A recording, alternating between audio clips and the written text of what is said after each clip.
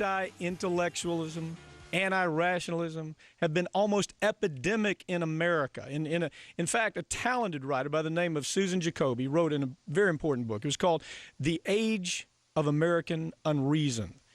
The only hesitation anybody would have about reading it is it's scary as hell. It's scary stuff.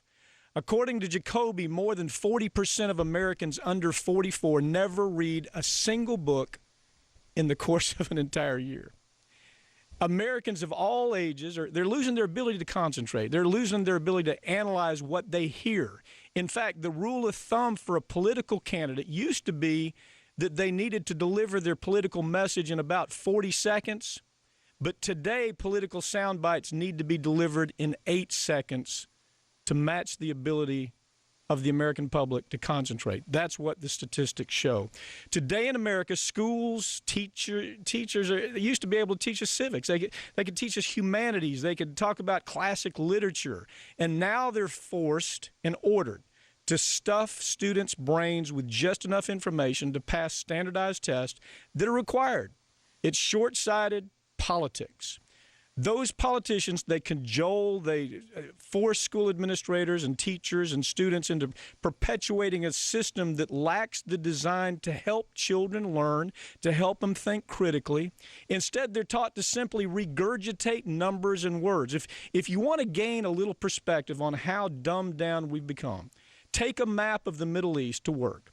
Ask one of your coworkers to point out where Iraq is. Ask him to find that place where 5,000 Americans died for a war that was based on lies because they were easily gullible enough to buy into the lies. A place where we spent $3 trillion on an endless war.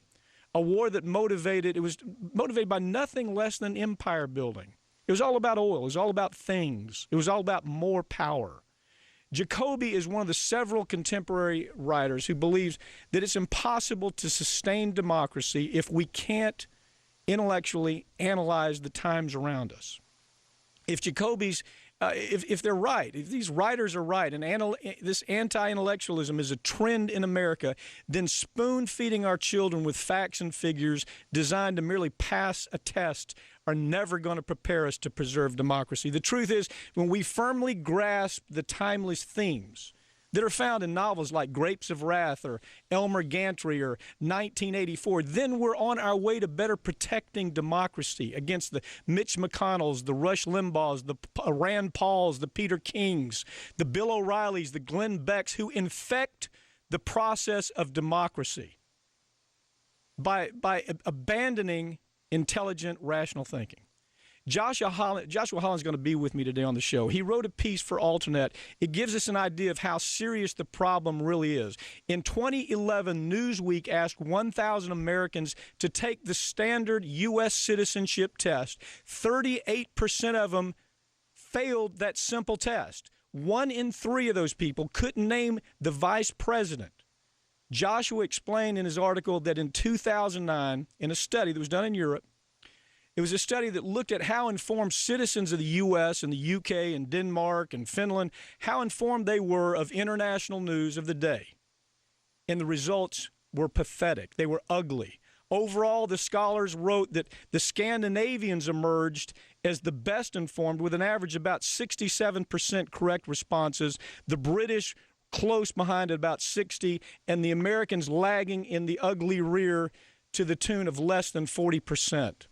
Americans didn't do any better where it came to understanding important domestic stories either. Joshua Holland concluded that the widespread ignorance of objective reality poses a genuine threat to democracy. It appears that the people of the United States have ignorance in abundance, and the problem is it affects this entire political system. By this time, most people who follow non-corporate media have heard about Dunning and Kruger's study. They know all about it. In a nutshell, it established that most Americans are too stupid to recognize that they're genuinely stupid.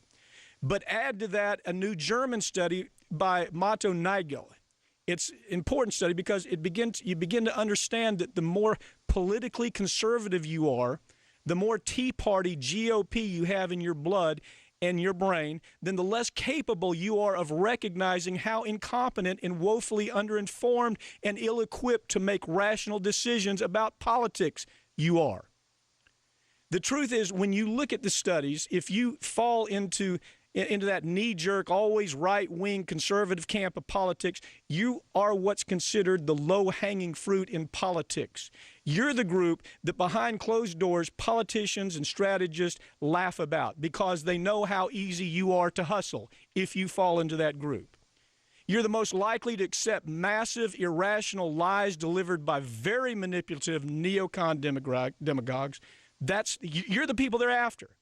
You're the ideal target for extreme politics that borders on fascism. These aren't new ideas, ladies and gentlemen. These ideas have been around a long time. Take a few hours and read Erich Fromm's classic work called Escape from Freedom.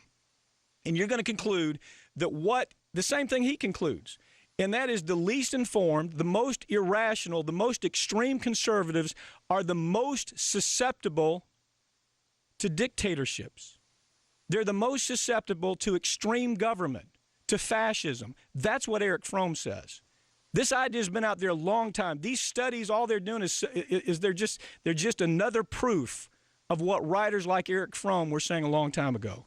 Chances are, if you're one of those corporate media, the Fox media, really, if you're a Fox media bonehead who still believes that weapons of mass destruction were found in Iraq, Saddam Hussein blew up the Twin Towers, or Obama is a secret Muslim, or Obama wants to take your guns and he's going to go house to house taking your guns. If you're one of those people who believe that Obama has FEMA prison camps set up for you and other Tea Party Republicans, then search no further.